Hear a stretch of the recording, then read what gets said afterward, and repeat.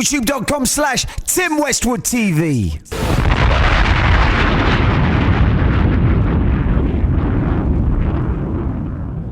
Yo, Tim Westwood TV, Lil Jon up in the building. Hey, what's happening? Family. Old school? OG? OG, baby. You know, I was just talking about that sound class we did. Oh, my.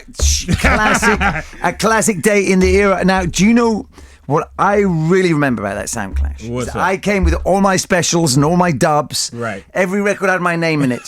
And you beat me with records, baby. Just records. Beat me with records, That's man. what it was about. That's what it's still about in days. dance hall, too, man. Beat me, baby. It's tunes. And what you did, the playlist you were playing from, you burnt them onto CD and you gave them to me. And to this day, I still got those CDs. Wow. These are the ones which defeated me, kids. Wow. Yeah, and I respect that, man. And that was so much fun, man. Yeah, that was a great era. That was one of my funnest times on the radio. For real, man. Yeah, because we just having fun, man. Yeah, but that was that era of Lil Jon, man, was so much fun because you came over and did that show with Pitbull.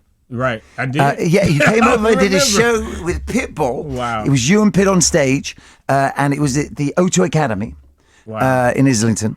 And it was just crazy beyond you. And that was before Pitbull was Pitbull. Oh, yo, no, Pitbull came out with a Man United top on. Wow. With a short hair, and he looked like a skinhead thug hooligan. He looked like somebody you might think he was a little racist. To be honest, he looked that crazy on stage before Pitbull was the Pitbull that we know and love. I remember that because I remember you saying something about it. Exactly. Like he looked like a friggin' soccer hooligan with his MU top on, crazy on that stage, using the N-word. That's what gave him that little edge. Wow. Oh, what a great years era. ago, man. And so much fun, baby. Yeah. And I remember we were on the radio, like I think we were on like Friday and Saturday talking friggin' reckless. Yeah, man. Reckless beyond belief. It was always just wild and fun. Yes. When we got together. Yeah, reckless. Thank you for the reckless. memories. Yes. Reckless. Now, what was so enjoyable about those days as well, man, you were crazy, I think Patron. Yeah, man. Was the one of your choice. Patron tequila, yes. yeah. And I think that was before the world was you about on, Patron. Yes. Yeah, like that. Yes. We kind of helped. The CEO, one of the CEOs, Patron, came to me one day, was even yeah, he was like, thank you for, putting the song in, the product out there in the songs in and the talking hip-hop, about baby. it. Into hip-hop, baby. Yeah, and it was like, well, you can have Patron for the rest of your life. Oh, my days. And do you still get blessed with bottles? If I need them, I make a phone call, I have some. Tremendous. Because I remember you did actually introduce it to the world, and I remember specifically you were on stage at the time, and I remember you had a bottle of Silver Patron, and you were actually pouring it into a girl's mouth in the audience. That was part of the show back you in the day. You introduced it to her. Yes. And then I later saw her backstage. Pass the fuck out. That's not my fault. Some people can't drink with us. Oh, my days. That still happens. People try to drink, because of shots and all of these different songs I have talking about drinking. Yes. Some people's their life mission. One of the things on their bucket list is to drink with Lil Jon. Oh my! So they drink with Lil Jon and pass the fuck out. And they laid the fuck out somewhere. All day, baby. It happens. And even one of the East Side boys used to have the can of petrol. Yep, the gas can. The gas can. Yes. Full of liquor, full of Patron. You see him just filling up Patron and Crunk juice. Well, that's what we used to drink. It was Hennessy and Red Bull together in the early days, and that's what we used to call Crunk juice. Crunk juice, but then it turned into Hennessy and Crunk energy drink. Energy drink. As in, and it's my the proper, drink. the Crunk juice it was. Yes. And that was in the gas can. Yes. Always with him, full to the brim. Yes. With the hose in your mouth. Yes. Pouring it, getting towed up. And see, people ask me all the time, where's your Pimp Cup? What happened to the Pimp Cup? What happened to the Pimp Cup? Because I was too drunk all the damn time. You got to think, if you got a glass and it never gets beyond half. Yes. Yes, it stays at half. Yes. Now, if you're gonna be you too drunk all the time. Yes, all the time. And if you're just walking around with a cup in your hand to be filled full of strong liquor, you are going to get toe up twisted. Yes, like that. Yeah, too much for me. So it was time to retire the cup. Yeah, retire the cup, baby. Yes. Did you sell it or keep it? I still have a cabinet full of cups. Perfect. And sometimes I give them away as like a something special to an auction. Oh, very cool. Very like cool. it's in the Hard Rock in Las Vegas. Very go cool. To Vegas. Very cool. So yeah. Respect the gangster on Yes. that, baby. History. Now, that era of TVT. Wow. Now, what a fucked up record company. Yeah, it was good for a while, God. and then it just turned How did really it get, ugly. How did it get so crazy? Like, it's like, I don't understand this music industry where you can just get absolute frigging crooks in the game. Like crooks who will just rob you Right. bare face, to your face. Just rob you. It's like, how does that... This industry, this is a proper industry. This is a multi-billion-dollar industry. This is hip-hop. Lil Jon, Pitbull. Why would you have to mess that up? Because you could have done good business. Yep. And good business, you'd still be around today. Yeah. I do not understand what happened. Yeah, I still don't really understand it either. And I think part of it, he didn't really appreciate that we helped him to build that company. You know, who else was moving on that company? They had a big rock group, Trent Reznor. What group was Trent in? Right. And he left too. Yes. He sold a lot of records. He helped them make a lot of money. Yeah. And then he left years before we got there to 9 Inch Nails. 9 Inch Nails. Right. So I think he left and sued him and all that crap before we even got there. And then when we came, we helped to take him to a whole nother level. A whole new because game. When I came, Pitbull came through, Yes. Yin Yang Twins came through. On fire. So we helped, we had a squad. Then, Exactly. Yes. And it was making a lot of money, and he didn't appreciate that we were, I guess he didn't appreciate what we did for his business, and he wasn't treating us appropriately. But if he just did straight business, you're not even asking good business, just straight business, legit business, you would have been good with that. Yeah, I mean, we all would have had no problems with that. No problem with that, because you were selling a lot of records. Yeah, we were good. And, I went on my hiatus, and Pitt went on his hiatus with him and started firing off in the press and on the music, and he ended up getting out of there. And look at how many records Pitbull has sold now to this day. I know that guy has got to be shooting himself in the foot like, wow, I messed up. Yeah. And also, to be real, who would want to join? I mean, we didn't know about that 9 Inch Nails situation, but if you did, you probably wouldn't have wanted to join that label. But who would want to join TVT with that history? Yeah, I mean, exactly. I think when I went, it was the year 2001 when we put out the first record. So that was really early, and it was great when at the beginning because we went to an independent that had the power of a major label, and basically independents, you can move when you want. Major labels, you got to be put on a schedule and this and corporate this. Especially in those days. Right. They were like just giants. So it was a great place to be at the beginning. And but we all learned a whole lot from that situation. And look at me, Pitt, we still putting out records. Exactly. Now, did you get all your paper? Yes, I got. Well, actually, I got out of the contract. That's one good thing. Yes. He owed me money.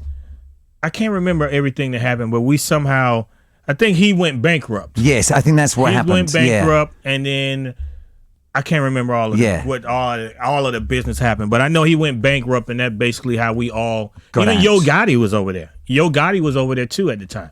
So we all got out of our deals free and clear, so on and so forth. So. But there was a time when he shut you down that you couldn't even have a Lil Jon on a record. Yeah, because he had part of the publishing. It's crazy. So, and if I said I'm not doing anything, I couldn't do a feature either. Feature or even on one of your productions have Lil Jon going, Yeah, I couldn't do anything. Yeah, you're right. I remember that. Wow. I forgot about that.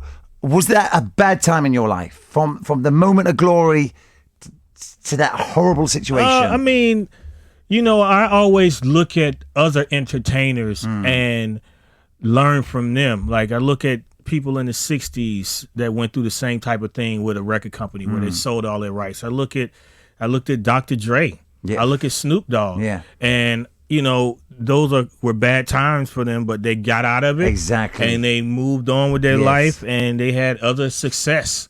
So you look at it as you live, you learn. Yes.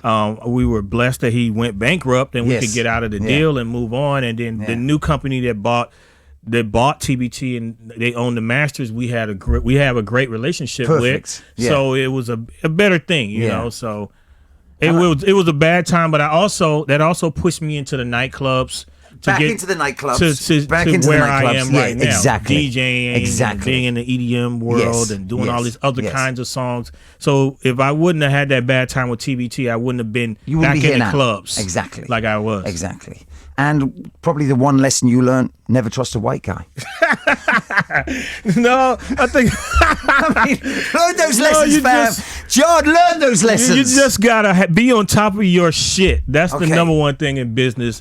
You can't trust nobody in business, and you gotta always stay on top of it and let your lawyers do their fucking job. Exactly. The lawyer's job is to protect you and get you money, and that's what you let them do. Exactly. AKA, never trust a white guy. Now, moving back. Yes. The era of Crunk, family. Oh my days. Cats do not know how much fun, energy they do not know what getting Crunk was like if you missed that era in your life.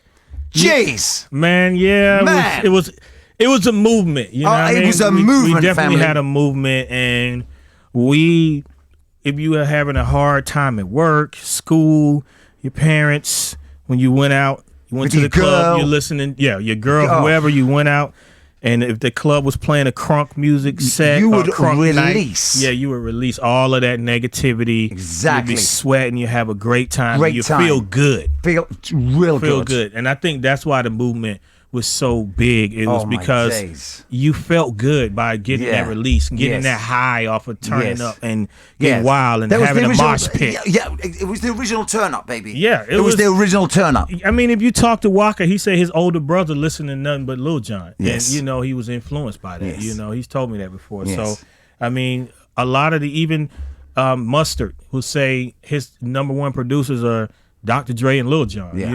It's a lot of... The Crunk movement, incredible. Yeah, so it was a blessing. It was a great time of my life. Now, what was the name of your label? BME. BME. Yeah, BME Recordings. And the guy who is on Atlanta Hot 107 used to be Emperor Cersei. Cersei. Yeah, Cersei. You met Cersei. I love Cersei. I love you hung out with Cersei in Atlanta. Yeah. Cersei. When Cersei was on that radio, so that was a Crunk station. Yeah. That whole era, it was just nothing but he's still Crunk, still there. Yeah. But without the Crunk. Yeah, Crunkless. He's up there crunkless. Old and crunkless. I know. Yeah, man. Shout out Cersei all day, babe. Still doing clubs, though. Didn't you and Cersei have a conversation about Cersei T? Cersei T, I believe we did. Yes, on the air. I don't know if that was here or in Atlanta. I cannot remember. I think it might have been here, but it was random at the time. Yes. It made no sense, even to this day. It made no sense. Didn't make sense then, doesn't it? And if you were listening to the show, it made no friggin' sense. It makes no sense. Why would it? All right. Who cares? Now, move it. Keep it moving. Now, that was a great era. Now, was Crunk replaced by Snap? Crunk was not. Crunk was replaced by Turn Up. For real? I think because Atlanta, just the movement kind of changed. People, the swag changed a little bit. Yes. I don't think it was replaced because you still those records are still being played to this day in this club in the South and in the club period. Classic joints. Knock if you buck. No Problems. No Problem was crazy. Beer was my all-time favorite. Yeah. Beer. The way that just comes in, baby. Yeah, man, that was the first record that broke through New York for me. Exactly. And what a great way of saying bitch. That was by accident. We had to do a radio version. I'm saying, seriously. We had to do a radio version and it just popped in my head. Beer. Yes. And sometimes I say to my girl, beer, and she says, what did you say? I said, babe. Well, you know what? Exactly. If you meet a Persian person, you say beer. And they say, that means come on, come here. Can I just co-sign that off her stand? Is that true? Yeah, yes. So yes, the man from Jordan. Yeah. Okay. Yeah. Cool. See, I'm multicultural, multilingual.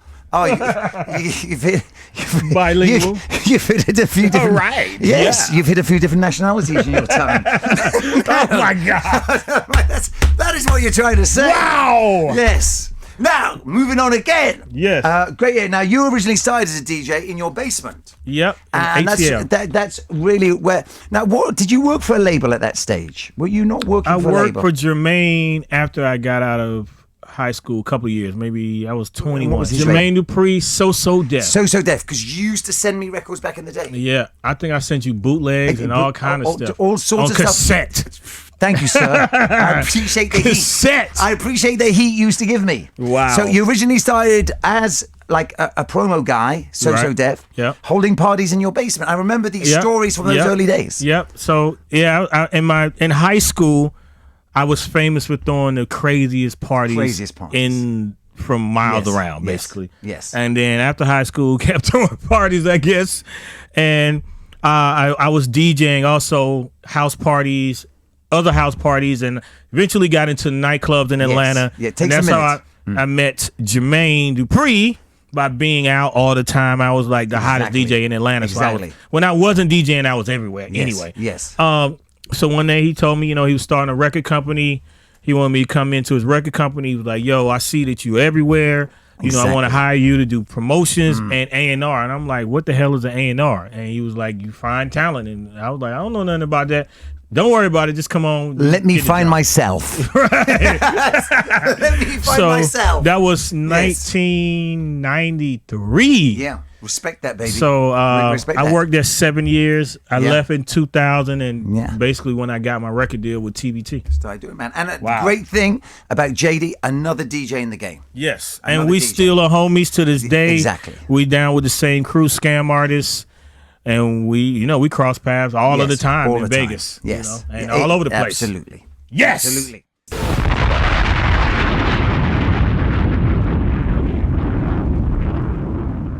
YouTube.com/Tim Westwood TV.